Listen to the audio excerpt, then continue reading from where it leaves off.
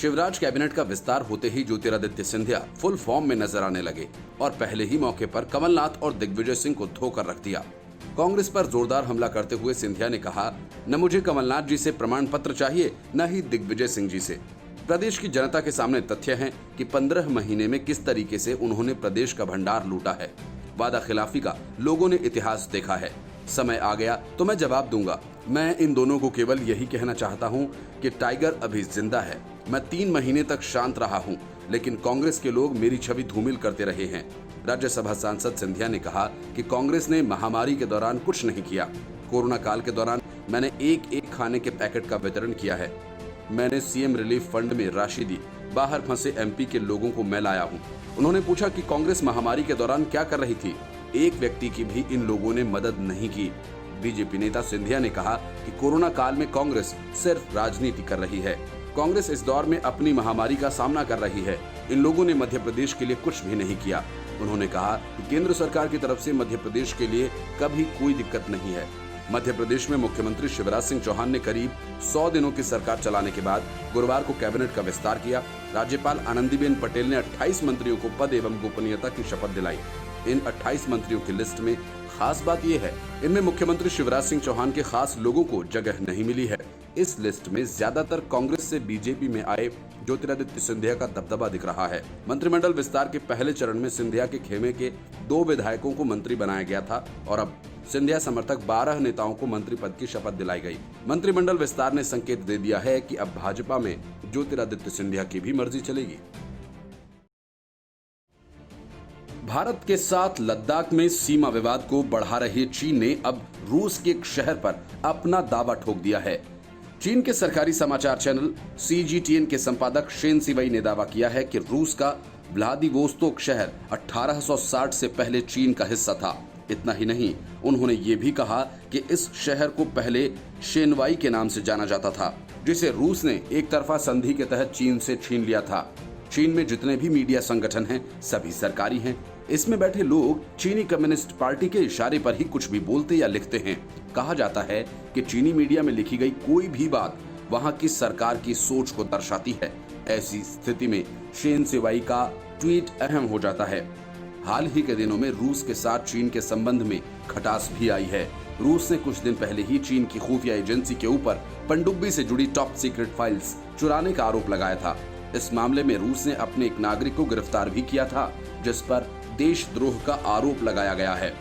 आरोपी रूस की सरकार में बड़े ओहदे पर था, जिसने इस फाइल को चीन को सौंपा था।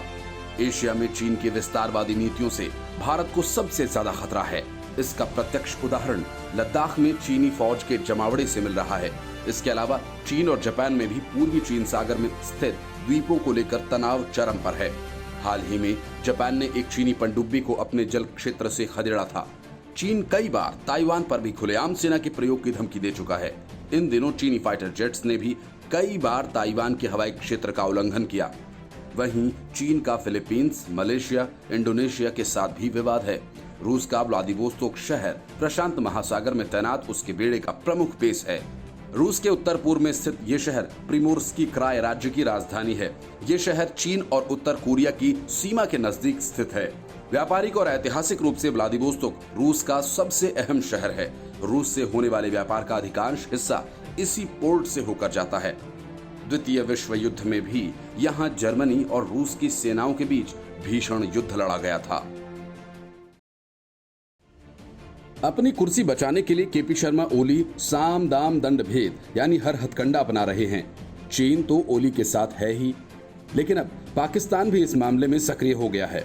इन सब के बावजूद अब सवाल यह है कि ओली इस्तीफा देंगे या फिर अपनी पार्टी को तोड़ेंगे। नेपाल में संसद सत्र चल रहा है, लेकिन प्रधानमंत्री ओली ने राष्ट्रपति के आदेश से गुरुवार को अचानक इसे रद्द करवा दिया। ओली ने ऐसा इसलिए किया ताकि उनके खिलाफ अविश्वास प्रस्ताव न आ सके और उन्हें कुछ अतिरिक्त समय मिल जाए। अब इस नाटकीय राजनीति में 2 ही रास्ते दिखाई देते हैं। या तो ओली अपने विरोधी गुट के नेताओं के साथ कोई समझौता कर लें, या फिर ये भी हो सकता है कि उनकी पार्टी ही टूट जाए। इसके अलावा ओली ने दूसरा दांव भी खेला है, जिसके तहत वे ऐसा अध्यादेश लाने की तैयारी में हैं, जिसमें पार्टी टूटने पर ओली को फायदा होगा। नेपाल के कानून के मुताबिक पार्टी में विभाजन के लिए उनके 40% सांसद और 40% केंद्रीय समिति के सदस्यों का समर्थन जरूरी है। लेकिन नए अध्यादेश के मुताबिक इन दोनों में से किसी एक के समर्थन से भी पार्टी का विभाजन हो जाएगा। ओली इसका फायदा इस तरह से उठा सकते हैं कि अगर पार्टी में टूट के बाद संसद में दोनों गुटों के बीच कोई सहमति नहीं बनती है या किसी गठबंधन को बहुमत नहीं मिलता है, तो वो संसद भंग करके मध्यावधि चुनाव भी करा सकते हैं। यानी तब तक वो कुर्सी पर बने रहेंगे। लेकिन केपी ओली की चाल कामयाब होगी या नहीं, ये कहना मुश्किल है, क्योंकि उनकी पार्टी यानी नेपाल कम्युनिस्ट पार्टी का एक बड़ा गुट ओली के विरोध में है। ये नेता सीधे तौर पर अब कह रहे हैं कि केपी ओली को हर हाल में इस्तीफा देना होगा, क्योंकि वो सरकार नहीं चला पा रहे हैं। वो पूरी तरह से नाकाम साबित हो चुके हैं और अपनी नाकामी छिपाने के लिए भारत विरोधी बातें कर रहे हैं। इन नेताओं में नेपाल के 3 पूर्व प्रधानमंत्री भी हैं, जिसमें पुष्प कमल दहल, माधव कुमार नेपाल और झालानाथ खनाल का नाम भी शामिल है।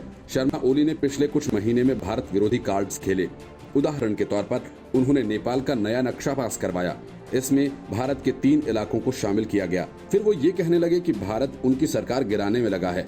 ओली ने ये सब इसलिए किया कि वो अपनी नाकामियों को छुपा सके और पार्टी में विरोधी गुट की आवाज बंद कर सके। लेकिन ओली का ये हथकंडा फेल हो गया। अब ओली से उनकी पार्टी के नेता कह रहे हैं कि वो भारत के खिलाफ लगाए गए आरोपों को सिद्ध करें या इस्तीफा दें। जैसे प्रचंड ने ये कहा कि भारत के खिलाफ ओली के आरोप गलत हैं, क्योंकि ओली का इस्तीफा भारत नहीं बल्कि खुद प्रचंड मांग रहे हैं। और अगर ओली को ये लगता है कि काठमांडू में भारतीय दूतावास उनकी सरकार गिराने में जुटा है, तो फिर ओली ने भारत के राजदूत को अब तक निकाला क्यों नहीं। ज्यादातर लोग यही मानते हैं कि केपी ओली शर्मा की चालों के पीछे चीन का हाथ है। नेपाल में ओली और प्रचंड की पार्टियों के विलय और ओली को प्रधानमंत्री बनाने में चीन की मुख्य भूमिका थी। इसलिए ओली भारत विरोधी बातें करके चीन का कर्ज उतार रहे हैं। माना जाता है कि ओली की कुर्सी पहले ही चली जाती, लेकिन चीन के दखल देने के बाद किसी तरह से उनकी सत्ता बचा ली गई। अब भी चीन यही कर रहा है और ओली को किसी तरह से नई राजनीतिक मुसीबत से बचाने में ही जुटा है। कहा जाता है कि नेपाल में चीन के राजदूत वहां की कम्युनिस्ट नेताओं से लगातार संपर्क में हैं। चीन के राजदूत इन नेताओं के साथ लगातार मीटिंग्स कर रहे हैं। चीन को इस बात का डर है कि नेपाल कम्युनिस्ट पार्टी टूट न जाए, और अगर ऐसा हुआ तो नेपाल में चीन की पकड़ कमजोर हो जाएगी। इसलिए चीन ने पूरा जोर लगा दिया है कि केपी शर्मा ओली की कुर्सी बची रहे। ये भी बताया गया कि नेपाल के मामले में चीन ने अब पाकिस्तान को भी सक्रिय कर दिया है। पाकिस्तान के प्रधानमंत्री इमरान खान केपी शर्मा ओली से बातचीत करना चाहते हैं और इसके लिए उन्होंने समय मांगा है। यानी भारत के खिलाफ चीन, नेपाल और पाकिस्तान का गठबंधन बनाना चाहता है और भारत को हर तरफ से घेरने की कोशिश कर रहा है। लेकिन नेपाल के प्रधानमंत्री केपी शर्मा ओली के व्यक्तिगत हितों और सत्ता में बने रहने की महत्वाकांक्षा ने आज नेपाल और भारत के बीच दीवार खड़ी करने की कोशिश की है। भारत ने तो नेपाल के खिलाफ एक शब्द भी नहीं कहा, लेकिन ओली ने नेपाल को भारत का दुश्मन बनाने में कोई कसर नहीं छोड़ी। अब ओली की कुर्सी रहे या न रहे, बड़ा सवाल यह है कि भारत से जो दूरियां ओली ने बना दी हैं, वो अब कैसे खत्म होंगी। ज्योतिरादित्य सिंधिया कांग्रेस पर अब ताबड़तोड़ हमला करने लगे हैं। शिवराज सरकार के 100 दिन का कार्यकाल पूरा होने पर आयोजित कार्यक्रम में बीजेपी के कद्दावर नेताओं ने प्रदेश की जनता के सामने अपनी उपलब्धियां गिनवाई। इस दौरान ज्योतिरादित्य सिंधिया ने कांग्रेस पर जबरदस्त प्रहार किया। उन्होंने कहा कि बहुत सारे चील मुझे नोचने के लिए बैठे हैं, मैंने कांग्रेस में रहकर भी सदा सत्य का साथ दिया। उन्होंने कांग्रेस पर हमला करते हुए कहा कि एक दल ने सत्ता को कायम रखने के लिए देश में आपातकाल कायम किया, दूसरे ने लोगों की जान बचाने के लिए लॉकडाउन का निवेदन किया और लोगों ने अपने प्रधान सेवक की अपील को स्वीकार कर लिया। उन्होंने कहा कि कुछ लोग कहेंगे कि कांग्रेस छोड़ने पर इस तरह की बात कर रहे हैं, मैंने कांग्रेस में रहकर भी आपातकाल का विरोध किया है। सिंधिया ने कहा कि जब भारत में लॉकडाउन शुरू हुआ तो न तो पीपीई किट थी, न ही इस बीमारी से बचने के लिए कोई साधन था। ये प्रधानमंत्री के नेतृत्व में आज 5 लाख किट हर रोज बन रही हैं, 1000 अस्पताल हैं। पीएम की संवेदनशीलता और साहस का ही बल है कि चीन के सैनिकों को हमारे जवानों ने धूल चटाई। आज हमारे प्रधानमंत्री लेह पहुंचकर जवानों का हौसला बढ़ा रहे हैं। ये है सशक्त नेतृत्व का परिणाम। सिंधिया ने पूर्व सीएम कमलनाथ पर प्रहार करते हुए कहा कि मैं उनसे पूछना चाहता हूं कि कोरोना को लेकर आपने क्या किया। आपकी व्यस्तता सिर्फ ट्रांसफर उद्योग की बहाली थी। मार्च में कई लोगों की नियुक्तियां की गई। कोरोना काल में आईफा की बैठक लेने का समय था, लेकिन कोरोना को लेकर बैठक का समय नहीं था। ज्योतिरादित्य सिंधिया ने कहा कि उनके पास अभिनेता और अभिनेत्री के साथ बैठने का समय था। आईफा के लिए पैसे देने का समय था, लेकिन कोरोना के लिए उनके पास कुछ नहीं था। शिवराज सिंह चौहान ने कोरोना से लड़ने के साथ ही प्रदेश के विकास के लिए भी कई बड़े और ऐतिहासिक कदम उठाए हैं। ज्योतिरादित्य सिंधिया ने कहा कि आज मेरे पास बहुत से चील बैठे हुए हैं मुझे नोचने के लिए। नोचा भी उसे जाता है जिसमें कुछ अच्छा होता है। सिंधिया ने कहा कि करो मुझ पर जितना हमला करना है। मैंने कल भी कहा था और आज भी कहता हूं, टाइगर अभी जिंदा है। चीन को लेकर कांग्रेस की जुबानी जंग अब कानूनी मामला बनता जा रहा है।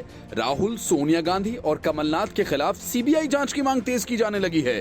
मध्य प्रदेश के मंत्री कमल पटेल ने केंद्रीय गृह मंत्री अमित शाह को एक पत्र लिखकर कांग्रेस अध्यक्ष सोनिया गांधी, राहुल गांधी और मध्य प्रदेश के पूर्व मुख्यमंत्री कमलनाथ के खिलाफ चीन के साथ उनके संबंधों और वित्तीय लेन देन के बारे में सीबीआई जांच की मांग की है। अपने पत्र में पटेल ने कांग्रेस नेता और तत्कालीन केंद्रीय वाणिज्य और उद्योग मंत्री कमलनाथ के खिलाफ सीबीआई जांच की मांग करते हुए आरोप लगाया कि राजीव गांधी फाउंडेशन को चीनी दूतावास से दान मिला, जिसके कारण उन्होंने चीनी आयात पर छूट दी। पटेल ने पत्र में लिखा कि चीन के साथ सोनिया गांधी, राहुल गांधी और कमलनाथ के संबंध ही नहीं बल्कि आर्थिक लेन देन और उनकी संपत्तियों के बारे में भी सीबीआई जांच होनी चाहिए, ताकि कांग्रेस पार्टी की सच्चाई जनता के सामने आ सके। पटेल ने आगे कहा कि चीन के साथ सीमा विवाद को लेकर पिछले कई दिनों से कांग्रेस पार्टी अनर्गल बयान दे रही है। पटेल ने लिखा कि मीडिया से अब तक मिली जानकारी को ध्यान में रखते हुए चीन और तत्कालीन यूपीए सरकार के बीच गहरे संबंधों को नकारा नहीं जा सकता। वहीं उन्होंने आगे कहा, और सोनिया गांधी की अध्यक्षता में राजीव गांधी फाउंडेशन को दान के नाम पर पीपल्स रिपब्लिक ऑफ चाइना के दूतावास से करोड़ों रुपए की वित्तीय सहायता मिली और चीन के साथ सीमा विवाद के समय कांग्रेस का नरम रवैया ये वित्तीय सहायता का ही असर है।